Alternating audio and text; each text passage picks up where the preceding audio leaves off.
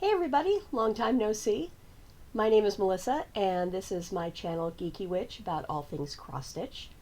Today is May 7th, 2024 and it's been months, absolute months since I've updated.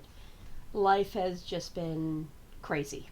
I've been busy at work. It's my busy season at work. We have like a ton of our client renewals in about a 6-week stretch. So, and my busyness is about 3 months ahead of that. So my crazy season is starting to wind down while some of my coworkers are starting to ramp up. On top of that, we're having an office move. My first day in our new office is tomorrow.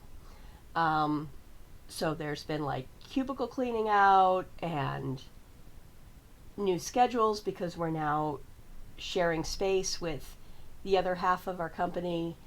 And there's been a lot of transition. I'm going to work on Thursdays, which I didn't before. I hadn't gone to work on Thursdays for like 11 years since I was pregnant with Max.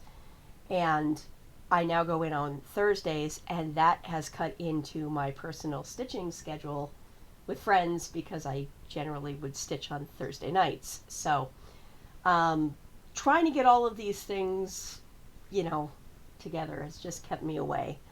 But I also needed to take a step back from FlossTubes because I was stressing myself out about them a little bit too much.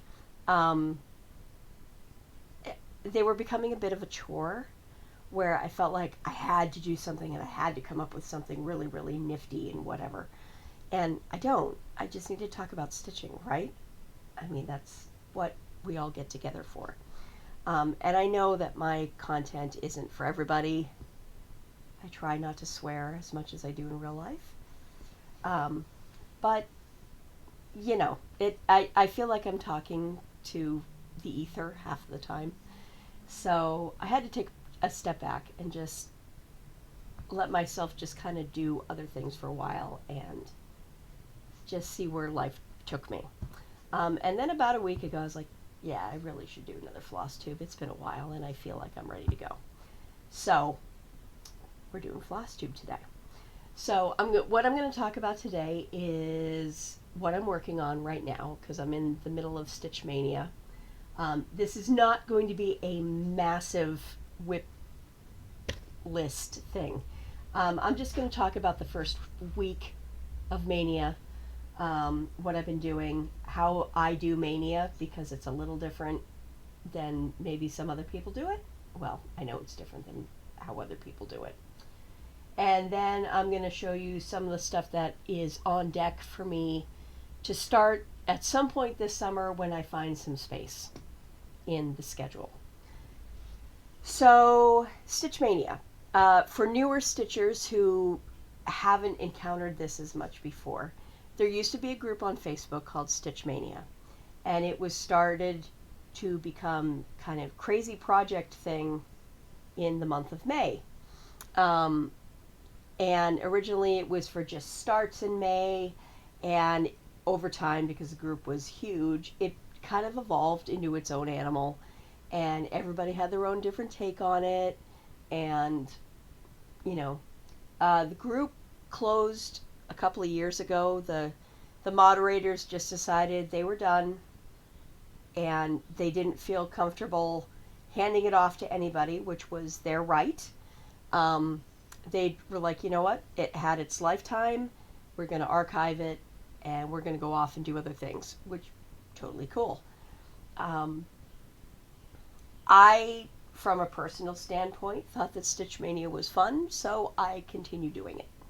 And I'm sure there's other stitchers out there who are also doing Stitch Mania in their own form. Semi-Sane Stitchers has their own game version of it called May Madness, where they do stitch counts every day for you to do in the month of May, and they're randomized by, like a random number generator every day. So I've also been participating in that because it fits in beautifully with what I'm doing anyway. So the way I go about Mania is about 2 weeks before May. I gather up all of my current whips on a spreadsheet, randomize them, give them a number, try to make sure that no two pieces by a designer are in the same spot, so they really are mixed up in there. And then I go on Facebook and I make the grand call for my Facebook friends to pick a number, any number between 1 and whatever that whip total number is. I think this year it was 56 because I have a lot. And then just let them go. And I announce beforehand what my plan is for the year. The last couple of years, what it's basically been is, it's 2023, so I'm going to do 23 whips. This year, it's 2024, I'm going to do 24 whips. And the rest of the month is left blank for if I miss a day, or I want to work on something else or whatever. But I still take a few of those other pieces kind of as a, alternate list in case something's wrong with one of the whips that is put on the main list. For example, one of the ones that was picked for me this month, I haven't found it. It's somewhere in this room, but it's not in the bin I thought it was going to be. It's probably in this cabinet back behind me here. But it's not there. Hi, Toby. How are you? That's Toby, everybody. Going into his box on my office. He does this all day while I work at home. Anyway, so if I can't find that piece before it comes up in the stitching rotation, then I'll sub out the first alternate that I was given for it, because I have plenty of whips. I don't need to stress about one that has decided that it went for a break and is playing hide and seek with me. So I ran it, took everybody down, made the list, posted the list. Thank you, everybody. Amazingly this year, no Wenslers. I don't know how that happens. Not a single Teresa Wensler was picked. First year that's happened. There was one year that by sheer chance, people picked 10 Wenslers, which was the year that I was like, okay, we're only going to keep 1 or 2 of these in my active whip pile at a time going forward, because that was way too much Wensler in a month. Especially switching Wenslers. After all that, so the first week is now done. It's the 7th of May, and I wanted to show you what I have worked on so far in May. I don't know why my screen keeps glitching. That's a little weird. Anyway, okay. So these are not perfectly in the order that I stitched them, but they're pretty darn close. I mean, it's 7 days. So first up, and I know this was day 1, was Pandemic, and that is my very raggedy printed off copy, because I got the digital copy when I bought it.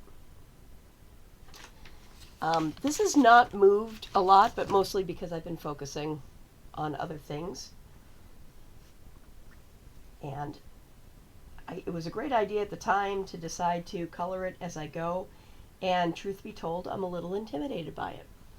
So it's going slower as I try to, put my plans together. So this is, we'll get the swear word off right now, because God knows I don't need that in my life for censors. Okay, there we go. I always keep a needle minder on all of my pieces so that I keep a needle with every piece.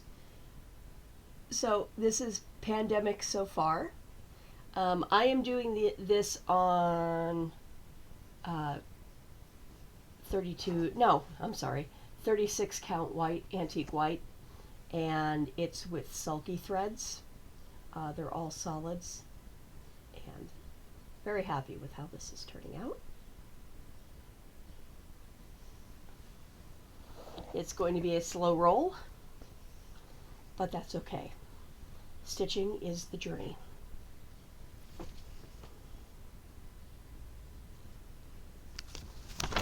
And that was my first long dog I ever started. So I'm also getting used to her style of, you know, how pieces have a rhythm to them. And just getting the way that she shapes things and getting my sense of, okay, I can kind of, this is the way I can move through the pattern and all that kind of stuff. Because different designers have different techniques with how they put pieces together. The next one I have is Hyperborea by Owl Forest Embroidery. This is a triptych, and you can, well, I don't know about right now due to all the international things going on, but each of the animals' squares is sold separately. I opted to do them, all three of them together as one piece, and the full thing came as a kit. It is in, although this isn't completely in Russian, there are English instructions on the inside, but I mean, cross stitch is cross stitch. It's pretty self-explanatory. You can get around it. It's okay. Don't be afraid of foreign language pieces. And here is where I am on it. Now this is on the kitted fabric. So this is 32 count, I believe. The color was not included, but it's a really pretty blue. When I started this round, I had the owl done. So everything that is not owl is what I did earlier this week. And I absolutely love that owl. I think it's just so lacy and so pretty, and I can't wait to get the other two animals in because they just are gorgeous and so detailed. So that's where Hyperborea is. I am planning on next year, this one is probably going to become one of my big active pieces because I would like to get this one finished, and this is definitely one that I want to submit to the fair at some point. Okay, next one is Nantucket Sampler by Medeiros. This is a old chart, likely completely out of print. As you can see, it's from 2005. Very tiny sampler, and I started it quite a while ago and then had to restart it because my fabric and the floss just weren't going together at all. It was getting lost. So I switched it, and this is now on 36 count cream. This is where I'm at. I added in all the blue for this round of stitching, and this will really pop once I get the back stitching in. But right now, you know, it's just kind of a slow go to get this going and there's a lot of detail in this thing, and there's a lot of little color switches. Once I get down here to where the alphabet is, it's going to go a lot faster. But there's a lot going on in that top band. So, but yeah, moving right along.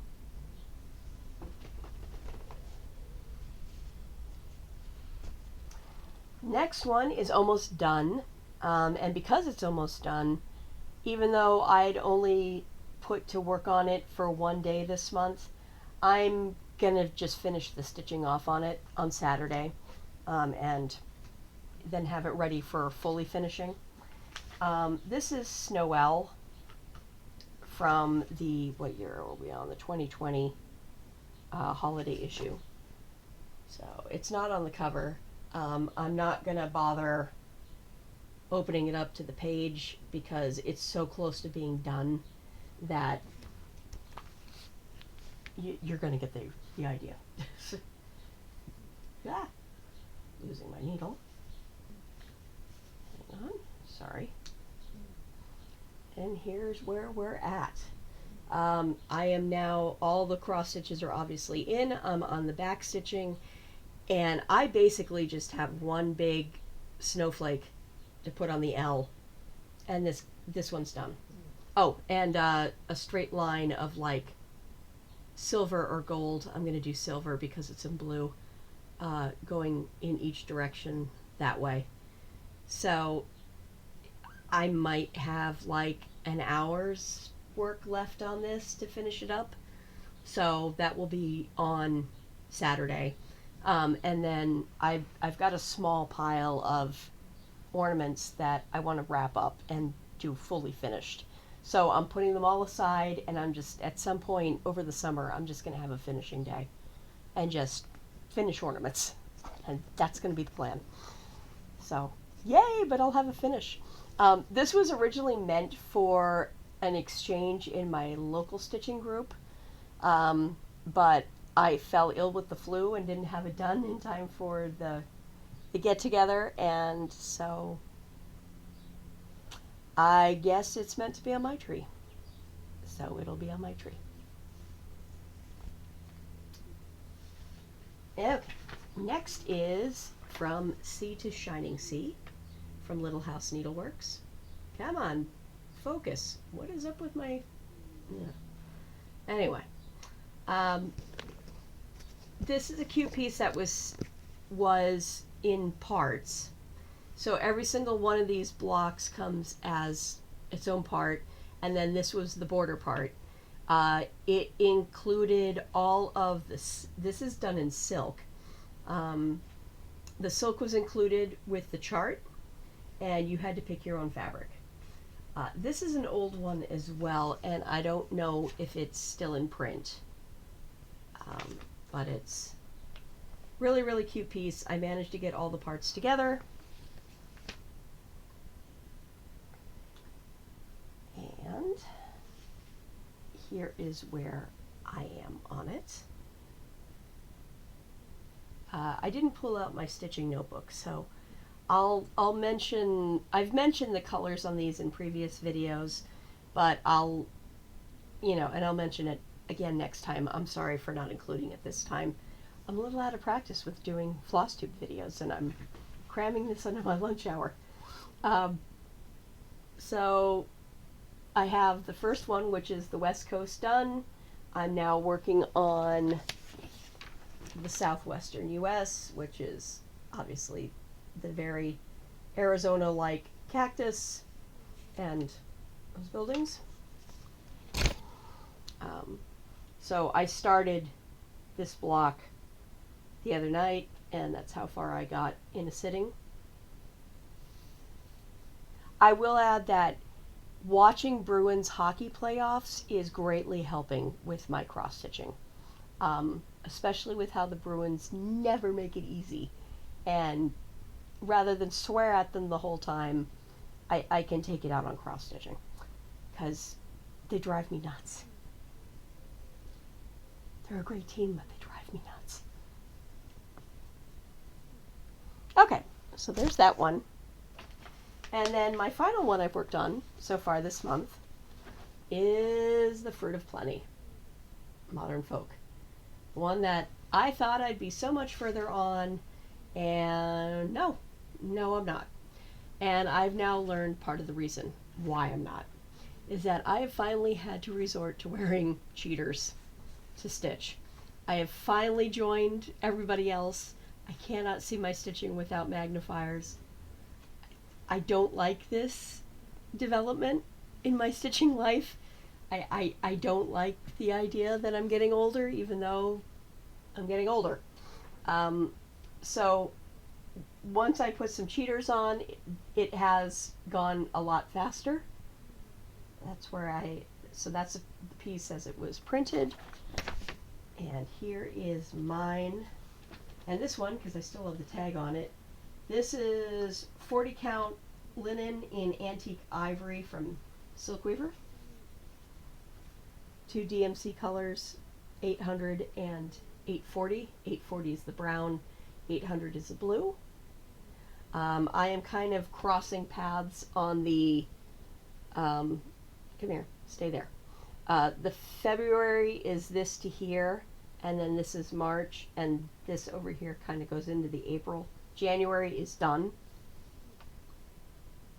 But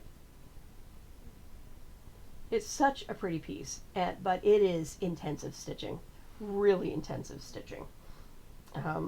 So I finished up, I got these lines down, finished this pinwheel, filled this up, and I did that last night during the Bruins game, which was a surprisingly fast stitch for me in a 2-hour block. But again, Bruin's game was intense.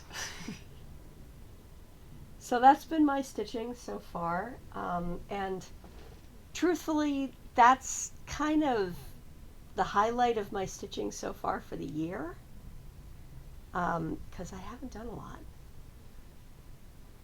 Kind of getting myself back into the game. I have, however, gained a few new charts, and I can blame the Tudor Rose Sampler Guild for all of it. Lovingly, of course. So I joined the Tudor Rose Sampler Guild about, well, this is my fourth year. And I joined it because Bendy Stitchy was going to take the Mute But Not Silent class with Amy Mitten in the guild. So that's when I joined, because I absolutely loved the piece. I really hadn't done a lot of historical samplers, or in the case of Mute But Not Silent, new samplers that were inspired by historical samplers. I love the idea of a murder mystery as part of the class. It sounded really cool. Enjoyed the class, started listening to, started joining up on the guild meetings. The programs are really interesting because they have a speaker generally every single month to talk on some sort of a topic relating to embroidery, either techniques or a history of a type of embroidery or a type of sampler, or just cool stuff. And as someone who wants to learn more about the craft I've been doing, I've stuck with it. It's been really cool, and it's not expensive. It's like $40 for the year, and they do all their meetings through Zoom. So perfect. Even though they're based physically originally in Dallas, Texas, in the greater Dallas-Fort Worth area, membership is worldwide. So meetings are every month. Please join us if you want to. Seriously, it's a lot of fun. They've had some great stuff this year so far, and I'm getting a pile of new starts. Surprise, surprise. So I'm going to show you some of the ones that I have for this year. They haven't been started yet. I'll probably add them in over the summer and as a couple of things get wrapped up. Plus I have some other things I want to get going on, and plans for next year, because next year is a big age year for me. And I've decided that I'm just going to go crazy, but I haven't finished my plans yet of what I want to do. Anyway, so starting off, this was in March. This is from Sampler Bird Stitchery, Robin Chappelle, and she created these absolutely adorable little scissor fobs. She showed us the tomato during the class and how to finish it, and she actually put everything together except for the little stitched pillow, but she put everything else together during the class. So it's a quick finish kind of a thing. And then there's also the pumpkin one, and I couldn't decide between either of them, so I bought both. And they come with the stuff to finish them off. Aren't they adorable though? So my plan is to make both. They look like they're basically kind of a weekend project in a way, to do the whole thing start to finish. So I'll find a good weekend. Maybe this might become like a retreat thing. They might be fun for me to take to retreats later this year. We shall see. Next up is a casual get-together to stitch along on a reproduction sampler. And I've never stitched a Hands Across the Sea sampler. It's one of the designers that's really well known that I just haven't gone into. So couple of the guild members were like, hey, why don't we do this one? And a whole ton of people said, sure, let's do that one. And so it's going to get divided up kind of in bits. Everyone's gathering their stuff. I'm not quite sure when we're starting yet, but I have the pattern and I'm trying to decide whether I'm going to just kit from what I have in my stash or if I'm going to go out and I don't think I'm going to get the called for floss on this one, but if I am going to go out, I might do the conversion to Vicky Clayton silks. But this is Anton Uffendell. I still have it in plastic because there's a lot in there. I just want to keep it clean. So, isn't it gorgeous? She was 10. 10. She also has a sister who had a companion piece. And I forget Anne's sister's name. I'm sorry. Anyway, these are available through Hands Across the Sea. A lot of other shops also carry it. Yes, the $32 is correct. It is not a inexpensive sampler. However, this thing is massive. It is 320 by 378. So even on 46 count fabric, it's going to be 14 by 16 and a half. It is going to be big. But, oh, she's so pretty. So I'm looking forward to starting her. I know I have the fabric for it already because I've got plenty of nice neutral fabric. I need to figure out what I'm doing for floss and then I'm ready to go. The next thing that came up, Claudia from Dutch Treat Designs did a discussion on Bristol samplers, and especially Bristol samplers which oddly had like bookmarks included in them as opposed to just the traditional what you see in a Bristol sampler. But she talked about how she has a Facebook group and which is called Bristol Samplers, and they had a freebie on the group called the Daniel Sisters 1875. It is again very, very big. I've never done a Bristol. I have a ton of red floss. Tons, and I'm not a big red fan. So I figure, hey, I've got a Bristol. I can use up some of the red floss. So, and it is, I know the photo's not great, but it's a whole ton of different bands around it. It is also a massive piece, and I have massive pieces of fabric, so this works out well. I'm not going to go digging through all of this. Although actually this might be a better image here. There's a lot there.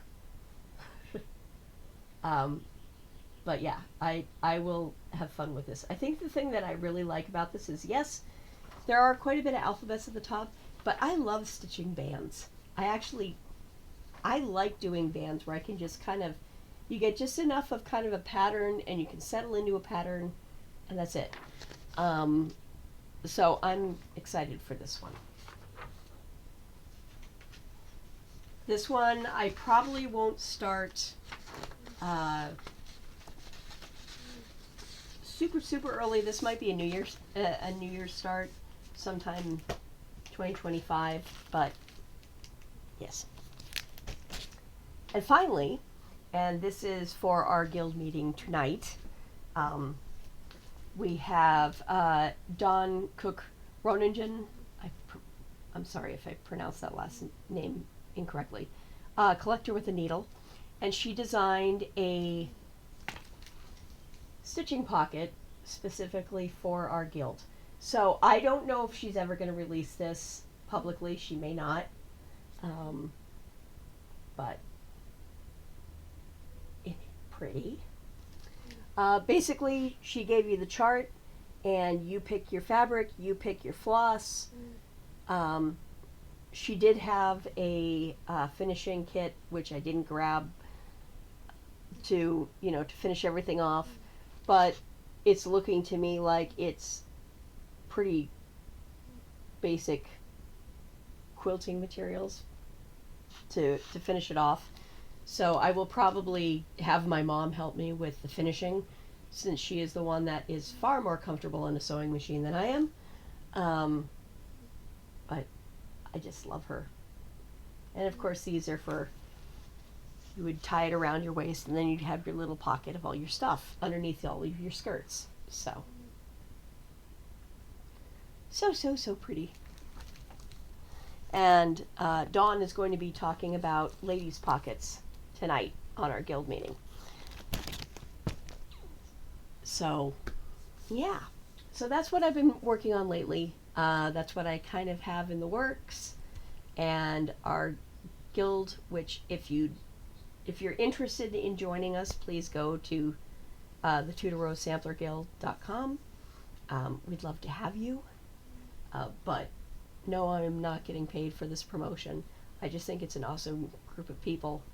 And hey, the more the merrier with stitching, right?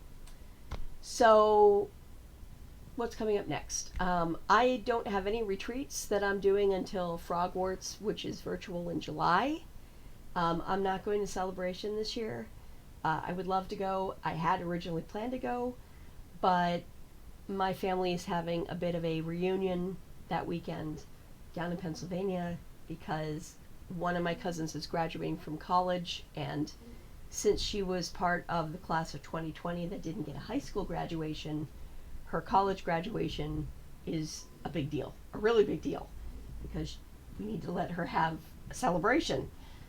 We also have a new baby in the family, which I'm hoping that I'll be able to meet while we're down there. Yeah, so I'll be in PA that weekend. My first retreat of the year physically is going to be Stitch New England in October, which is being held about 4 exits down 95 from where I live. So I'm not even getting a hotel room. I'm just going to come home at night because it's a 10-minute drive, if that, from my house. That'll be awesome. And then I'm going to Stitch In at the Farm up in Troy, New Hampshire, as I have the last 3 years. I think that one is sold out, but if you are interested in that retreat, you need to go to the East Hill Farm website. They are the ones running the retreat. They put on a fantastic retreat. It's rustic. It's back in an area where you don't get great cell service. You disconnect for the weekend. You talk. You have fantastic food. They provide the food for you, all of your meals. And it's just, you get away. That has now become my favorite weekend of the year. That's my stitching year planned. Otherwise, I'm just going to be starting to enjoy the gorgeous weather outside, get outside and stitch. Hopefully now that my office move is going to happen and I'm going to see what the spaces are in the office building, I'm hoping that I can find a nice little nook to go stitch with the girls by Zoom, because right now with my son's schedule, that's what it has to be. That'll be changing. Like everything else changes with kids once he starts middle school next year and his whole time slots change. So my work schedule will change on Wednesdays and Thursdays, and I won't have to go in as late as I do right now and stay as late as I do right now. But that's what's going on. So I'm sorry I've been away. I hope that you are doing well. I would love to hear from you. And I'm hoping that I'll be back again next week to show you week 2 of Stitchmania 2024. Till then, have a happy rest of your week, and I will see you soon. Bye.